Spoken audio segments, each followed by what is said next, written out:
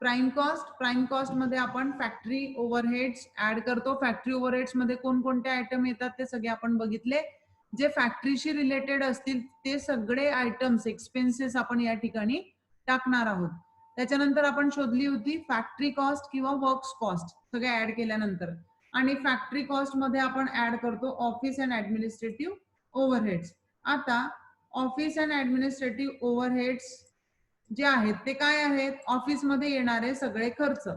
ऑफिसमध्ये काय काय खर्च येतो? ऑफिस रेंट आहे, ऑफिसचा इन्शुरन्स आहे, ऑफिसमध्ये चे टॅक्सेस असतील, सॅलरीज ऑफिसच्या लोकांना दिली गेली असेल, लाइटिंग असेल, टेलिफोन असेल, printing and stationery, postage and telegrams, legal fees, audit fees, general manager salary, counting house salary, directors fees, remuneration of directors, sundry expenses, depreciation of office machine, office building, office furniture. तुम्हाला याच्यावरनं लक्षात आलं असेल जो काही खर्च ऑफिसशी related असेल तो सगळा खर्च आपण कुठे घेणार आहोत? ऑफिस अँड ऍडमिनिस्ट्रेटिव्हला. ऑफिसशी रिलेटेड खर्च बघा. डेप्रिसिएशनचं मी आधी पण सांगितलं, डेप्रिसिएशन इथे पण येणार, डेप्रिसिएशन फॅक्टरीला पण येणार, डेप्रिसिएशन ऑफिसला पण येणार. मग तुम्हाला कसं कळेल की कुठला आहे डेप्रिसिएशन? तो प्रॉब्लेम मध्ये दिलेलंच असतं, ऑफिस बिल्डिंग्स डेप्रिसिएशन.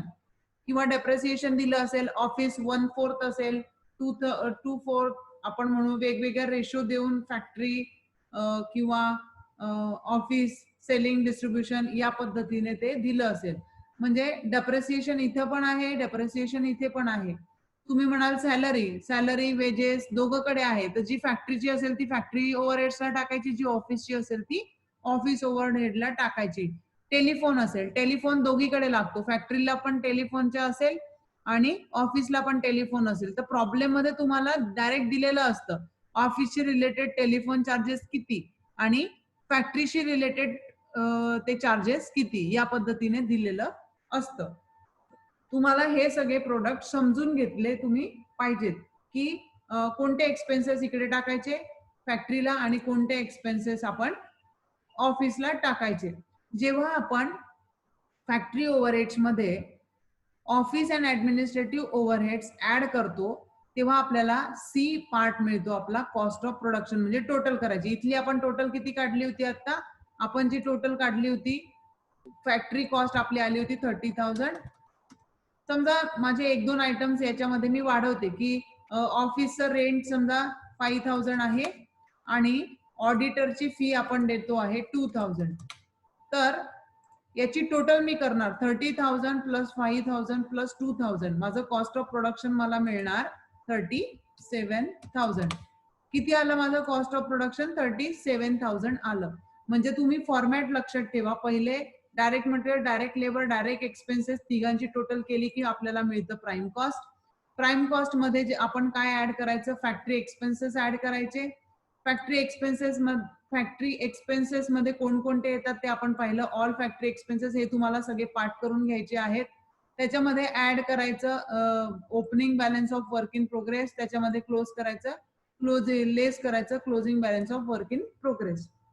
नंतर ती जो बी पार्ट आपल्याला टोटल केल्यावर मिळतो फॅक्टरी कॉस्ट, वर्क्स कॉस्ट. त्याच्यामध्ये ऑफिस अँड ऍडमिनिस्ट्रेटिव्ह ऑफिसला आलेला संपूर्ण खर्च ऍड करायचा. मग आपल्याला मिळते कॉस्ट ऑफ प्रोडक्शन.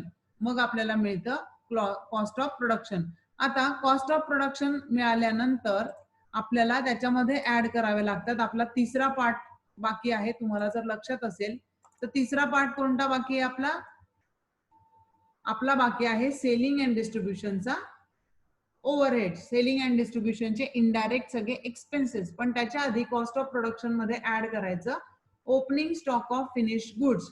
आता तुम्हाला कळलं पाहिजे फिनिश गुड्स म्हणजे काय? जो माल तयार झालेला आहे, तयार रेडी आहे. मी शूज म्हटले होते, शूजला पॉलिशिंग, फिनिशिंग, पॅकिंग सगळं झालेलं आहे, तो फिनिश गुड्स आहे. त्याचा जो ओपनिंग स्टॉक असेल तो कॉस्ट ऑफ प्रोडक्शन मध्ये ऍड करायचा. त्याचा जो क्लोजिंग स्टॉक असेल तो लेस करायचा कॉस्ट ऑफ प्रोडक्शन मधून. सो कॉस्ट ऑफ प्रोडक्शन मध्ये add opening stock of finish goods less closing stock of finish goods. मग आपल्याला डी पार्ट मिळतो कॉस्ट ऑफ गुड्स सोल्ड. हे जे आयटम आहे ते प्रत्येक ठिकाणी येतीलच असं नाही. एखाद्या प्रॉब्लेमला, एखाद्या एक्झामला येतात. प्रत्येक प्रॉब्लेमला opening stock finish goods, closing stock finish goods, opening stock work in progress, closing stock of work in progress येत नाही. जर आले तर ते ऍडलेस करायचे. ठीक आहे. आता आपला थर्ड पार्ट बाकी आहे. कॉस्ट ऑफ गुड्स सोल्ड मध्ये ऍड करायचं सेलिंग अँड डिस्ट्रीब्युशन ओव्हरहेड्स. मी सांगितलं सेलिंग अँड डिस्ट्रीब्युशन ओव्हरहेड्स म्हणजे काय? माल विकण्यासाठी लागलेला इनडायरेक्ट खर्च. माल विकण्यासाठी आपल्याला काय काय लागतं रे? Showroom expenses. समजा कार असेल तर कार आपण शोरूमला ठेवतो, मग शोरूम फुकट चालतं का? त्याचे काही एक्सपेन्सेस असतात, ते ऍड करायचे. Travelling agent salary, salesman salary, ह्या सॅलरी आपण कुणाला देतो? कुणाला देतो? जो आपल्याला माल विकून देण्यासाठी व्यक्ती मदत करत आहे त्याला दिलेली सॅलरी. कमिशन, आपण कमिशन बेसवर पण माल विकतो. बॅड डेप्स, ग्राहकांना विकलेला माल बऱ्याचदा ते पैसे देत नाही, बॅड डेप्स, तो पण आपला एक्सपेन्सेस आहे. वेअर हाऊस रेंट, आपण गोदामाचं भाडं देतो. कॅरेज आउटवर्ड, माल वाहतुकीचं भाडं देतो, माल बाहेर जातानाचं. डिलिव्हरी व्हॅन एक्सपेन्सेस, जी मालाची डिलिव्हरी देत असेल अशी व्हॅन, तिचे एक्सपेन्सेस. ऍडव्हर्टाइजमेंट करतो आपण, है ना, रोजच्या रोज आपण किती ऍडव्हर्टाइज बघतो, ते कोणता खर्च आहे? सेलिंग अँड डिस्ट्रीब्युशन आहे. सेल्स प्रमोशन एक्सपेन्सेस, आपल्याला माल विकण्यासाठी फ्री सॅम्पलिंग वगैरे द्यावं लागतं, गिफ्ट द्यावं लागतात कस्टमरला. सेल्सचं प्रमोशन करावं लागतं, विक्री वाढवण्यासाठी प्रमोशन करावं लागतं. हे सगळं कुठे येतं? Selling and distribution overheads. समजा याच्यातले काही आयटम आपण घेतलेत. याच्यामध्ये मी घेते आहे वेअर हाऊस, माझं 2500 असेल आणि डिलिव्हरी व्हॅन साठी मी 2500 देते आणि फ्री सॅम्पल मी 10,000चे जर वाटले कस्टमर मध्ये, तर आधीचे 35, आधीचे आपण 35,000 घेतलेत ना. टोटल 35,000 होते की 40 होते? मला वाटतं 40,000. ठीक आहे, आपण अंदाजे घेतोय. आधी आपली कॉस्ट ऑफ गुड सोल्ड जर 40,000 असेल तर 40,000 मध्ये हे सगळे मी ऍड करणार आणि माझी कॉस्ट ऑफ गुड सोल्ड होणार 55,000. आता 55,000 सगळ्यांची टोटल केली मी तर माझी 55,000 टोटल कॉस्ट आली. टोटल कॉस्ट म्हणजे ती वस्तू बनवण्यासाठी लागलेला खर्च. समजा मी टीव्ही बनवते तर ती टीव्ही बनवण्यासाठी एकंदरीत मला 55,000 लागले, तर मी कस्टमरला 55,000लाच विकेल का? नाही. 55,000 ला मला काय बेनिफिट मिळेल? नाही. मग मी काय ऍड करते? I add profit in that total cost. Profit मी ऍड करते 5,000, है ना. जेव्हा मला प्रॉफिट मिळेल तरच तर मला ते परवडेल. मग माझं सेल प्राइस किंवा सेल्स किती होईल? दोघांची टोटल 60,000.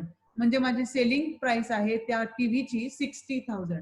मग आता आपल्याला काय पाठ करायचं आहे? आपल्याला या लेक्चर नुसार कोणता आयटम कुठे टाकायचा हे तुम्हाला पाठ करणं महत्वाचं आहे. की ऑफिसमध्ये कोणते एक्सपेन्सेस टाकायचे, सेलिंग अँड डिस्ट्रीब्युशनला कोणते एक्सपेन्सेस टाकायचे, नंतर फॅक्टरीला कोणते एक्सपेन्सेस टाकायचे. मी जे जे आयटम दाखवले ते तुमचे पाठ असायला पाहिजे किंवा लॉजिकली तुम्हाला ते कळले पाहिजे की आपल्याला कोणता आयटम कुठे पुटअप करायचा आहे. जर तुम्ही ते बघितलं नाही, तुम्हाला जर ते आलं नाही, तर तुमचं 12 मार्काचे हातात आहे. तुमचे हे 12 मार्क्स मिळवणं तुमच्या हातात आहे. जर तुम्ही ते मिळवले नाही, तुम्ही जर हे पाठ केले नाही, तर तुमच्याकडनं ते मिळवले जाणार नाहीत. म्हणून कोणता आयटम नेमका कुठे येतो हा व्यवस्थितरित्या पाठ करणं तुमचं काम आहे. आपण काय काय बघितलं बघा? कॉस्ट शीटचा फॉर्मॅट आणि कोणता आयटम कुठे येतो, म्हणजे फॅक्टरी एक्सपेन्सेसला indirect wages, indirect material, power, fuel, gas which is related to that product or factory, त्यालाच आपण वर्क्स ओव्हरहेड्स पण म्हणतो.